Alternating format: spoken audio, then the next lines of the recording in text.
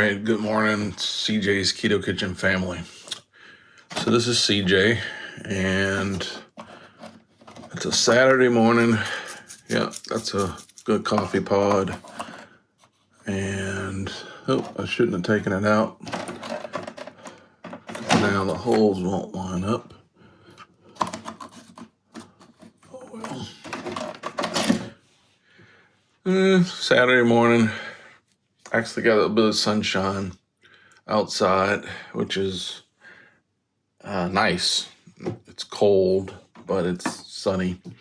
This is my second cup of coffee. Let's see, 12 strong, okay. And, you know, we're doing what we do on Saturdays. Sarah's still asleep, and I shouldn't say still. I get up early on purpose. So she's asleep. Looks like I messed up that coffee pod because I got streams of water everywhere.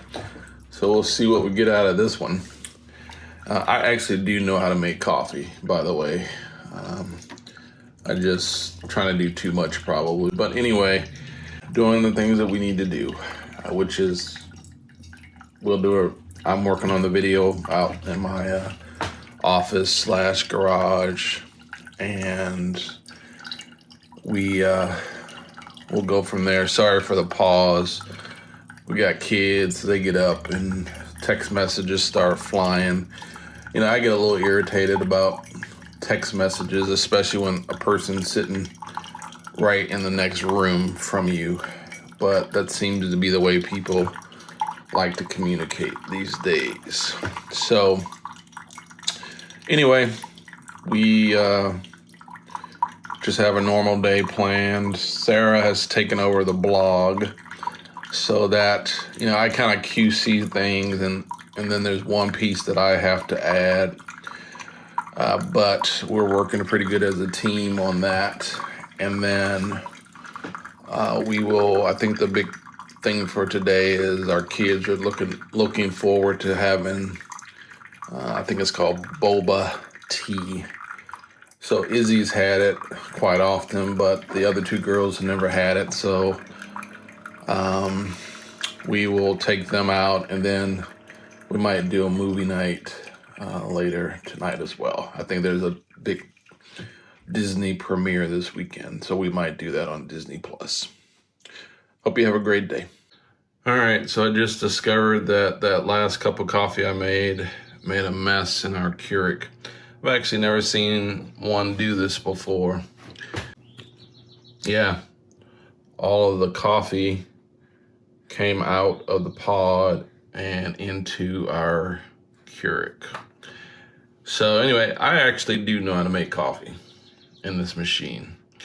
So anyway, I've got to clean this up. Hey guys, welcome back to CJ's Keto Kitchen. Tonight we are going to be making a yummy spring favorite, and it is going to be soft keto lemon cookies. So come along with me and let's get started.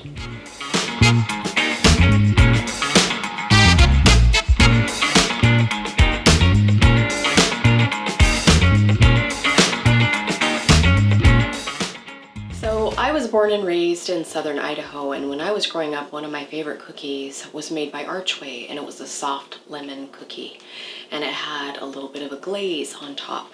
And I wanted something that would be reminiscent of that, only of course made in the keto fashion. So I think that I have come up with the perfect recipe. So it is not difficult.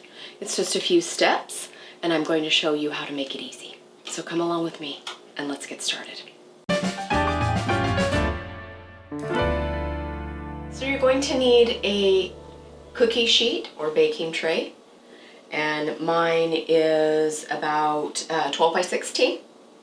And you're going to need either a silicone mat, which I have here, I'm very fond of them. We have them always linked in our Amazon favorites because it makes for easy cleanup and easy removal of your cookies. If you don't want to do that, the other option that I would suggest is parchment paper. And I just barely got these a couple of days ago from Amazon. Parchment paper can be sometimes a little difficult to find in the grocery store, and sometimes it can be a little expensive. So these are only about $9 and you get 200 sheets. And these are exactly the dimension of my baking tray. So I was really excited to find those. So that is another option, but you're going to need one or the other. Because if you try and do that without some kind of, something slick underneath your cookies, the removal is not going to be as seamless. So for our lemon cookies, we are going to want to have our oven temperature at 350 degrees. So you're going to need 2 bowls. One of them can be a bit smaller, and this is going to be for our dry ingredients. And we are going to assemble our dry ingredients first and set them aside. So then you're also going to need a second larger bowl for us to do our wet ingredients in and then add our dry ingredients to it. So into our smaller bowl, I'm going to be using my sifter. You don't have to sift these ingredients, but I do recommend it. A sifter is a fairly old-fashioned tool, but it works well. And the reason I like it is because it makes sure that all of our dry ingredients are the same size and they're blended together so that your leavening, which is your baking powders, baking sodas, that kind of thing, gets into your flours in a more even way so you don't have clumps of leavening in your batter. So the first thing that I'm going to be adding is flours, and I'm going to be using a combination of almond flour and a little bit of coconut flour. Now the combination of these two are what is going to give our cookie the crumb or the texture that I am looking for, and I want these to be soft. And so the combination of these two flours helps to provide that texture. So for the almond flour, we need 1.5 cups.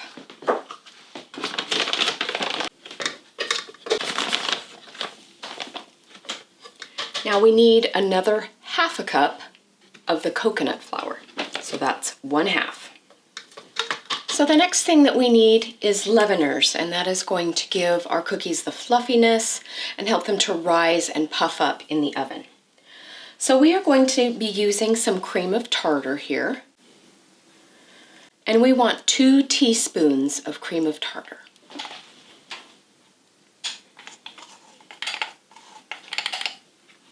Then we want 1 teaspoon of baking soda. The next ingredient that we are going to use in our dry ingredients is xanthan gum. And this is just, once again, going to assist us with the texture and also the holding together of our lemon cookies. So I want 1/2 teaspoon of xanthan gum. And I'm able just to find my xanthan gum with the rest of the baked ingredients. I just got mine at Walmart, but I've seen it at every grocery store. It's a lot more readily available now than it used to be. So that is 1/2 teaspoon. I'm also going to put just a little bit of sea salt in here, and I'm just going to put a little bit in the palm of my hand. So that's probably about 1/8 teaspoon, but I usually like putting in a pinch, a baker's pinch of salt. So there are our dry ingredients, and I'm just going to go ahead and sift that into the bowl. I might end up with a few chunks at the bottom of my sifter, and when that happens, I usually just take a spoon and finish sieving it with the spoon.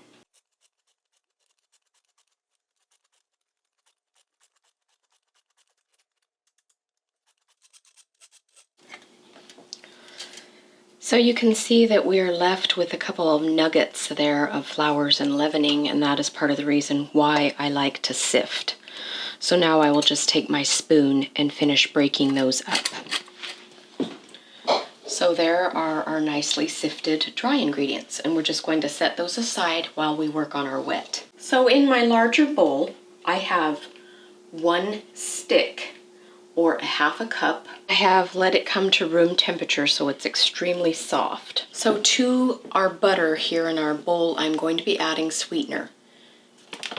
In this case, I'm going to be using monk fruit erythritol sweetener, and this is the granular kind. A lot of times I will use the confectioner's natural sweetener, and we will be using that for our glaze. But for our actual cookies, because they are baking, the granular is just fine. And I want 3/4 cup.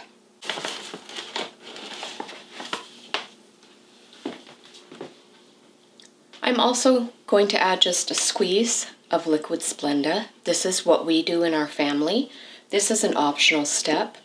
I find that it helps offset the cooling that can sometimes occur using an erythritol sweetener. But once again, this is optional. The other thing that is optional is the level of sweetness. You need to decide for yourself how sweet you like things. It's always better to start out with less, and then you can add a little more. But definitely be aware of that these cookies will have a glaze on them, and so that's also going to add to the sweet flavor. Okay, now comes the lemon part of our lemon cookies. So we already have our sweetener and our butter in there. So for the lemon part, you're going to need a few things. Lemon, of course. I prefer using fresh lemon here. If you don't have fresh lemon available, you can, of course, use lemon juice that's already prepared. But I'm also going to be using the zest of the lemon, both in the cookie and in the glaze, because I find that that is where the strongest flavor of the lemon is housed. In the zest, or the peel of the lemon, is where all the oil is, and that is the true flavor in citrus fruit. So I'm going to zest this before I cut it because it's so much easier to zest before you cut something. The other thing that I'm going to be using, this is optional but I highly recommend it, is lemon oil. And I use Loran's flavorings. These are candy flavorings. You can use them in cooking. They are strictly flavorings. There's no sweeteners, no colors, nothing else. They are just strictly flavoring. I get mine on Amazon. You can also find them at Walmart. You can find them at Michael's, Hobby Lobby, Joann's. Any kind of craft store will have them, usually in the candy making or baking department.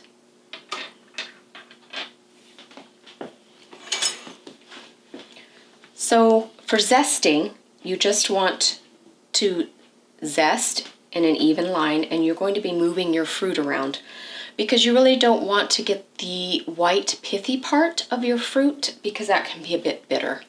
I love my zester, or this one happens to be called a microplane, because it's a very fine. It's always linked in our favorites on Amazon. I've had this one for a couple of years now, and it has held up and stayed sharp. It is my favorite.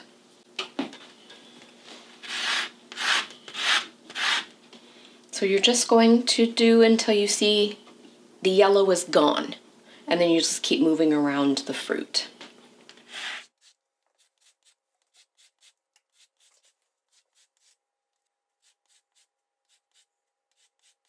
Now you can put as little or as much zest as you like. I like the more the merrier, but so you can put as little as a teaspoon or as much as a tablespoon into your cookies. So I'm going to put my zest in. Now at this point, we have zested this lemon. I can cut it now and use it for our juice step. I do have my reamer here. Some of you might be fortunate enough to have a reamer passed down from relatives. They used to be extremely popular because back in the 40s and 50s, a lot of people would make fresh orange juice and the like for breakfast because pasteurization and orange juice that came in containers wasn't really a thing then. So if you wanted orange juice, you would have to squeeze it. So the fruit itself goes on the reamer here, and then it has a filter to prevent the seeds from going into whatever you're using it for. So you just put it on and twist it. And I'm going to set aside the other half of my lemon to use later for our glaze. So there's our lemon. And I'm going to add that into our wet ingredients. And you'll see that the seeds have stayed in there, which is what I wanted. So now I'm going to put in the lemon oil that we talked about. And this one is almost gone, so I'm just going to go ahead and put that in. I'm putting about a teaspoon of lemon oil in there.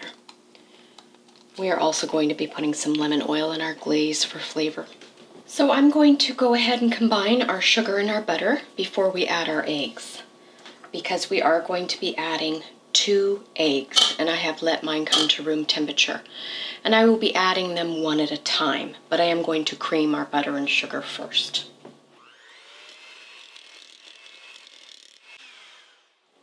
So at this point, now that I have creamed our butter and our sweetener together, I am going to taste it and make sure that it is number 1, sweet enough, and number 2, lemony enough.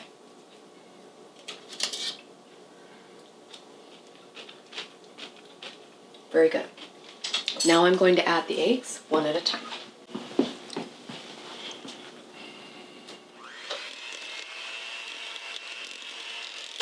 Second egg.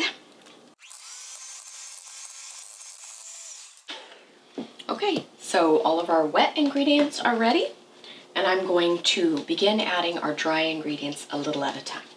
Okay, so I'm going to put in about half.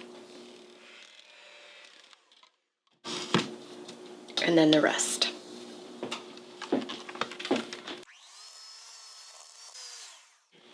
Now I'm just going to take my spatula and get everything from the bottom and make sure that everything is well combined.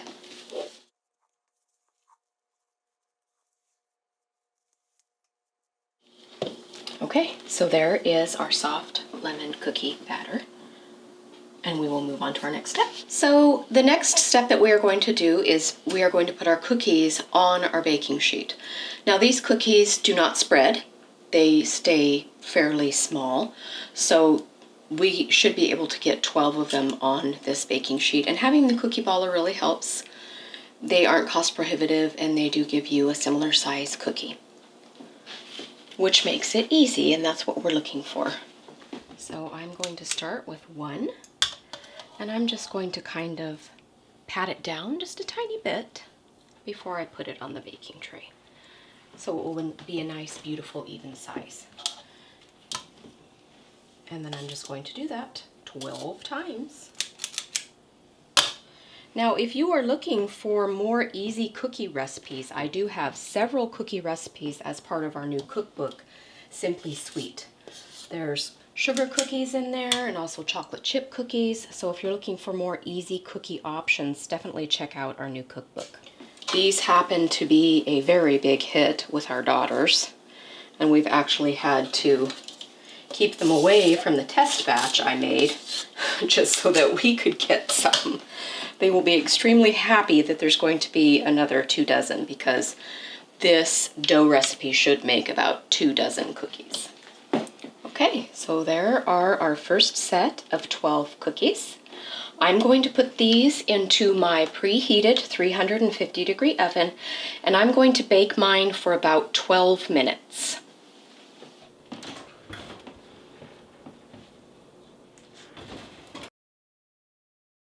Okay, so now we are going to be making our glaze, or our icing, for our cookies. Now this is going to start out fairly liquidy, and we're going to spoon it over the top of our cooled cookies, and it will harden, so you will be able to store the cookies on top of each other, no problem.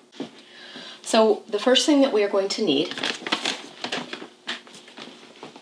is some type of powdered natural sweetener. I am using the monk fruit erythritol blend, and it is the powdered kind. So it acts as your powdered sugar substitute. We're going to be putting in 1/3 of a cup. Here we are going to be juicing our lemon again, the other half that we set aside. And we're going to pour probably about a tablespoon of that in. I'm also going to add a bit more of the lemon oil, about a teaspoon or about a capful. Now, the lemon juice that we put in is not going to be enough to make this into a liquid. So you can either add more lemon juice if you want it, but I prefer adding just a little bit of half and half. So for our non-American viewers, half and half is kind of an American product that is half milk and half heavy cream. So you can just use a little bit of heavy cream and water if you want to mimic the same effect. And I'm just going to add a tablespoon or 2 just to get the right consistency for our glaze. I'm starting out with a smaller amount, and then I will add more to get the consistency that I'm looking for. Because we want this to be a little bit liquidy, not too liquidy, but liquidy enough that it will apply to our cookies well. Now the thing about glaze or icing is it's hard to make a mistake. If you add too much liquid, you can add a little bit more sweetener. If you add too much sweetener, you can add a little more liquid. And that is just about the right consistency. So now that we have the consistency that we want for our icing, I am now going to add my zest. And I have another tablespoon of zest. Once again, you can add more, you can add less, you can add none. It all depends on what you like. But once again, when you're dealing with citrus fruits, all of the flavor is in the zest and the juice. So if you want a really lemony cookie, I definitely recommend adding the zest. And it's also very attractive once the icing dries. So now we're just waiting for our cookies to come out, and we'll let them cool for a little bit, and then we will ice them, and I will show you how. Okay, it's been 12 minutes.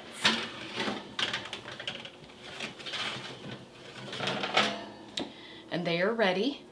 You can tell that they're still very blonde, which is what we're looking for. They just have slightly golden edges.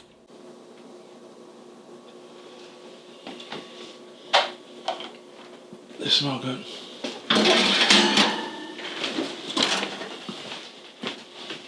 Okay, so I'm going to let these cool for a few minutes, and then I'm going to transfer them to a wire rack.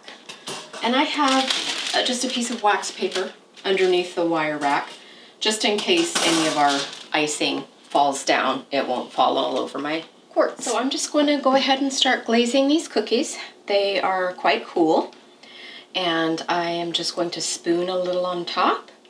And this glaze does harden, so you'll be able to stack these cookies or, you know, food prep or anything that you might be using them for.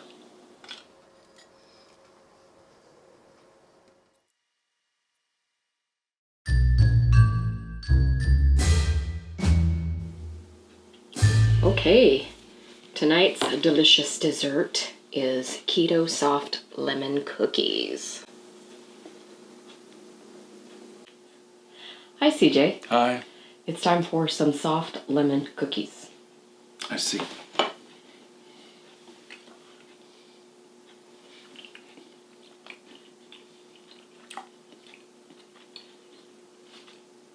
Wow. They're flavorful. Heavenly. Let me look at my card. Delicious. No, actually, they're really good. So the test batch, I didn't have them when the frosting was still kind of soft. Mm-hmm.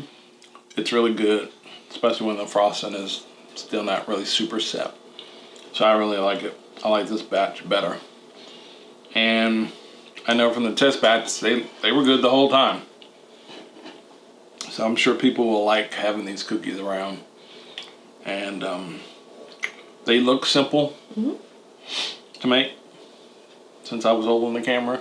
And it looks like I could even do it. Yep. And I think people will like them.